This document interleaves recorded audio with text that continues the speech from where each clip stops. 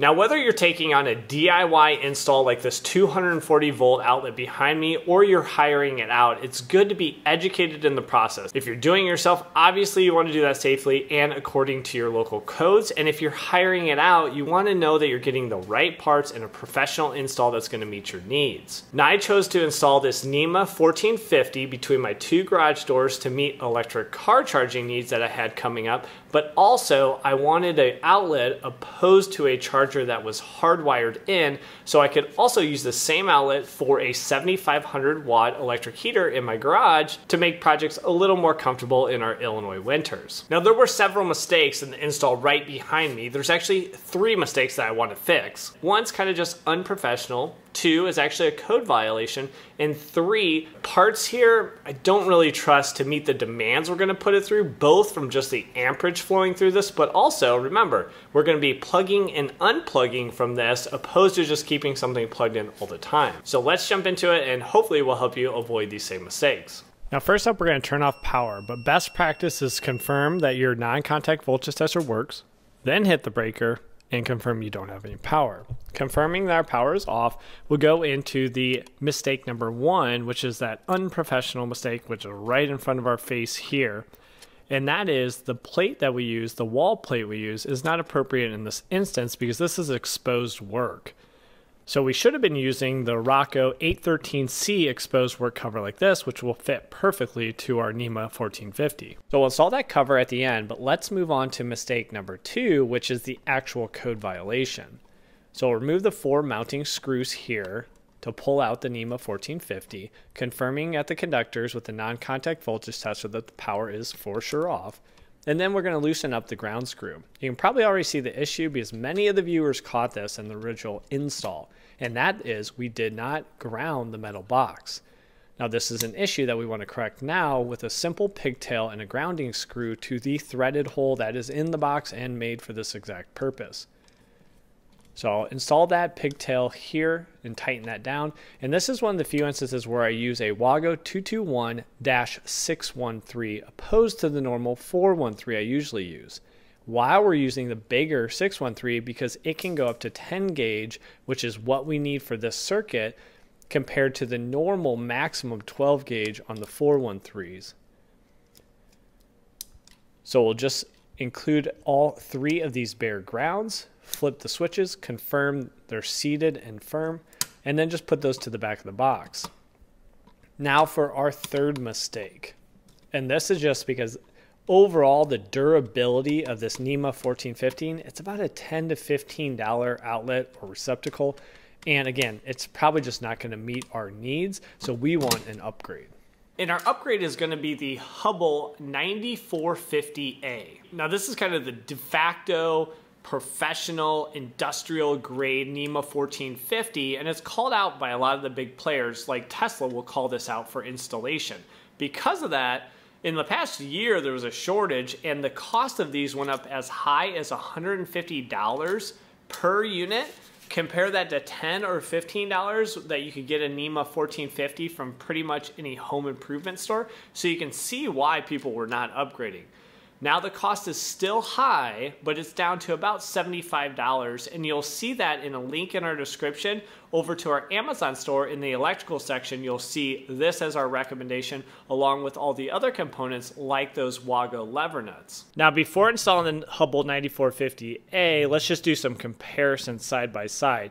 Here's 3 different examples of $10 to $15 NEMA 1450 receptacles. And you can see this is the one we removed. The big thing I don't like about this one is the terminals are exposed on the backside. Now you saw me put the grounds to the back of the box, so I could easily have a short to these terminals that are fully exposed. And overall, it's just a lighter weight build, and it's not going to really hold up as well as the Hubbell over here.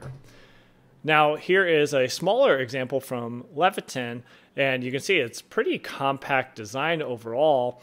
It is able to fit a Robertson drive, which would help you torque down those terminals, but it is really lightweight, and it maybe it lasts, but I just really don't trust it.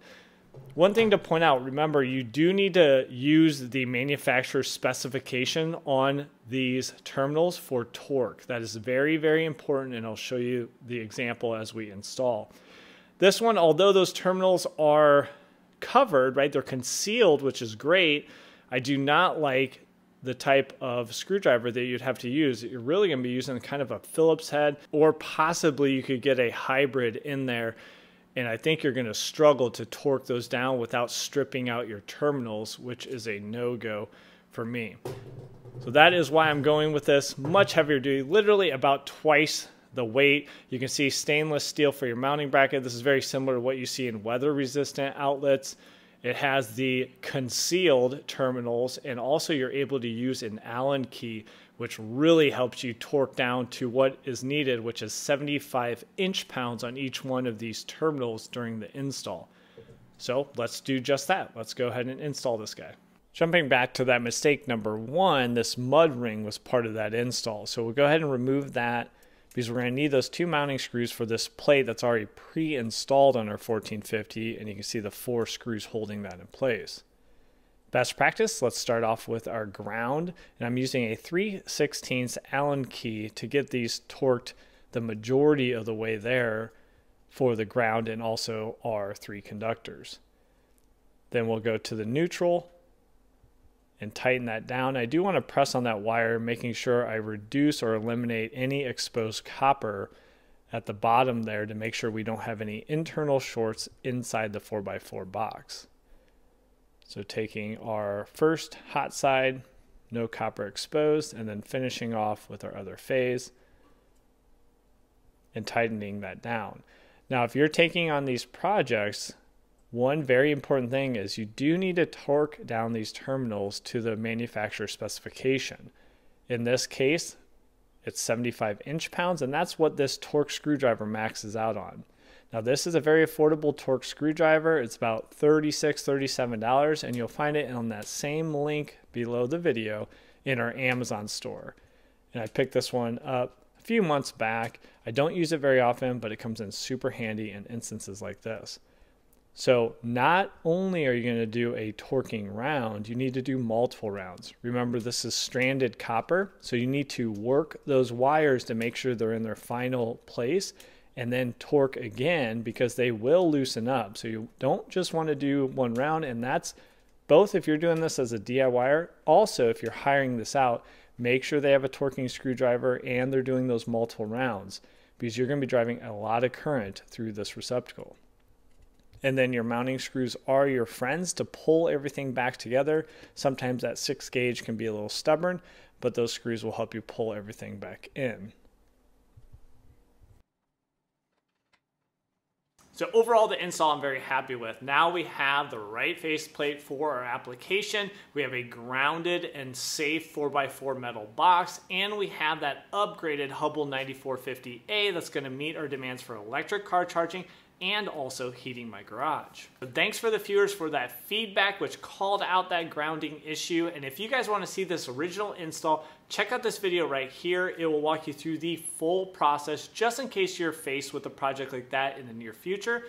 And if you have a little spot next to your panel and want to save a little money, here's a different install which was done for under $100, but of course did not have this Hubbell receptacle.